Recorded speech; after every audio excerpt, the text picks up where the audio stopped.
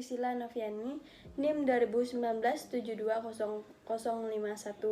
Saya belajar di Universitas Tribuana Tunggadewi Malang.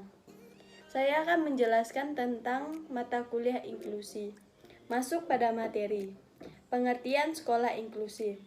Sekolah inklusi adalah bentuk penyelenggaraan pendidikan yang menyatukan anak-anak berkebutuhan khusus dan anak-anak normal pada umumnya untuk belajar bersama di sekolah dan mengakomodasikan semua anak tanpa memandang kondisi fisik, intelektual, sosial, emosional, atau linguistik dan kondisi lainnya.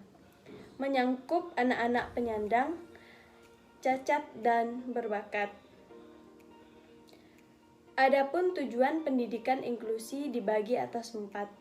Yang pertama, tujuan yang ingin dicapai oleh anak-anak dalam mengikuti kegiatan belajar inklusi.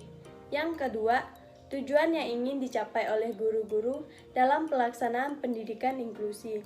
Yang ketiga, tujuan yang akan dicapai oleh orang tua anak.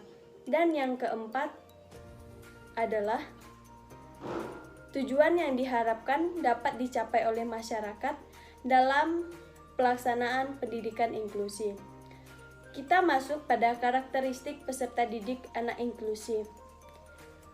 Karakteristik peserta didik anak inklusi tergabung dalam beberapa hal, seperti hubungan, kemampuan, pengaturan, tempat duduk atau materi belajar, sumber belajar, dan evaluasi. Masuk pada hubungan. Dalam hal hubungan, diperlukan komunikasi yang ramah dan hangat antara guru di ruangan kelas dan orang tua dalam memberikan pendampingan. Masuk pada kemampuan. Kemampuan yang dimiliki oleh guru untuk mengajarkan peserta didik dengan latar belakang dan kemampuan yang berbeda-beda. Masuk pada pengaturan tempat duduk. Adanya pengaturan tempat duduk yang bervariasi membuat tidak jenuh anak dalam pembelajaran. Misalnya, guru dapat membimbing anak untuk belajar melantai berkelompok sehingga anak dapat melihat satu sama yang lain. Dan masuk pada materi belajar. Bahan yang disajikan bervariasi agar semua mata pelajaran tidak membuat anak jenuh, seperti membuat permainan yang menarik dan menyenangkan. Dan masuk pada sumber, guru menyusun rencana harian dengan melibatkan anak. Contoh, menyuruh anak membawa media belajar yang alternatif ditemukan di sekitarnya. Dan kita masuk pada yang terakhir, yaitu evaluasi, di mana terdapat penilaian observasi portfolio, yakni karya anak dalam kurun waktu tertentu untuk dapat dinilai dan memberikan penghargaan. Kita masuk pada asesmen di sekolah inklusi. Pengertian asesmen. Asesmen anak inklusi adalah suatu proses pengumpulan informasi dan menemukanali tentang anak secara menyeluruh yang berkenaan dengan kondisi dan karakteristik kelainan, kelebihan, kelemahan sebagai dasar dalam penyusunan program pembelajaran yang sesuai dengan kondisi dan kebutuhan anak. Masuk pada kurikulum sekolah di sekolah inklusi. Dalam sekolah normal, kurikulum sekolah menggunakan kurikulum yang umum yang dijalankan ketika anak berkebutuhan khusus belajar bersamaan dengan anak regular dalam satu kelas. Baik anak regular maupun anak berkebutuhan khusus belajar bersama-sama. Namun, anak berkebutuhan khusus menggunakan kurikulum khusus yang menyesuaikan dengan karakteristik masing-masing berkebutuhan khusus yang dimiliki oleh anak.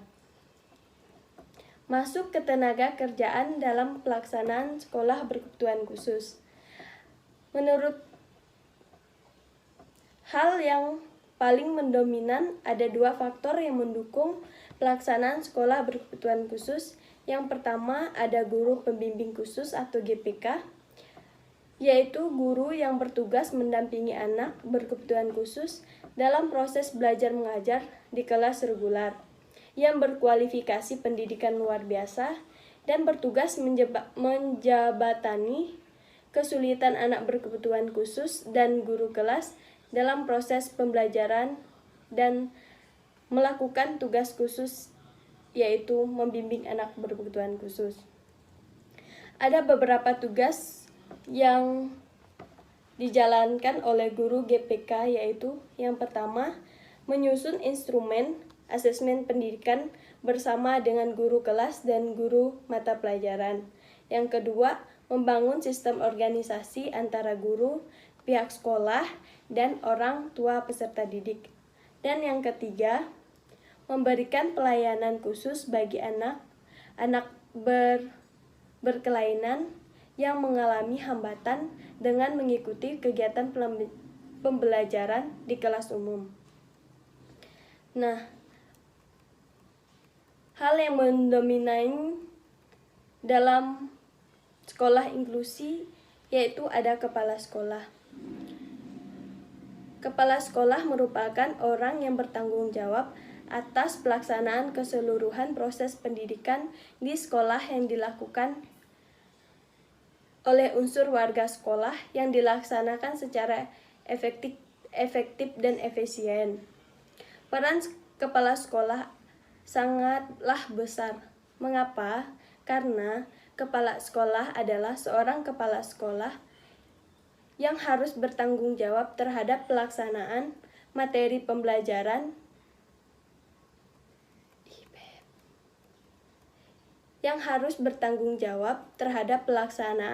dan keberhasilan pendidikan inklusi yang dipimpin olehnya. Masuk pada sarana dan prasarana di sekolah inklusi. Dalam lingkungan sekolah reguler atau sekolah umum, sarana merupakan fasilitas yang diperlukan untuk memudahkan penyampaian materi pembelajaran, seperti contohnya meja, kursi, dan papan tulis. Dan prasarana merupakan segala peralatan, kelengkapan, dan benda-benda yang digunakan oleh guru dan murid untuk memudahkan penyelenggaraan pendidikan. Contohnya seperti gedung sekolah, tanah untuk membangun gedung sekolah, dan kantor guru. Dalam sarana dan prasarana di sekolah inklusi ada pengertian sarana dan prasarana dalam sekolah inklusi adalah perangkat keras dan perangkat lunak yang dipergunakan untuk menunjang keberhasilan pelaksanaan pendidikan inklusi pada satuan pendidikan. Komponen sarana dan prasarana sangatlah penting. Mengapa? Karena melihat karakteristik anak berkebutuhan khusus yang berbeda dari sekolah umum, maka sarana dan prasarana pendidikan yang dibutuhkan tentunya menyesuaikan dengan anak berkebutuhan khusus. Selain komponen seperti gedung sekolah dan kantor, diperlukan pula alat-alat seperti ruang khusus bagi anak low vision, ruang kedap suara untuk anak tunarungu, dan bermacam alat peraga bagi anak autis, serta alat-alat bantu pembelajaran yang menunjang anak dapat belajar secara efektif dan maksimal.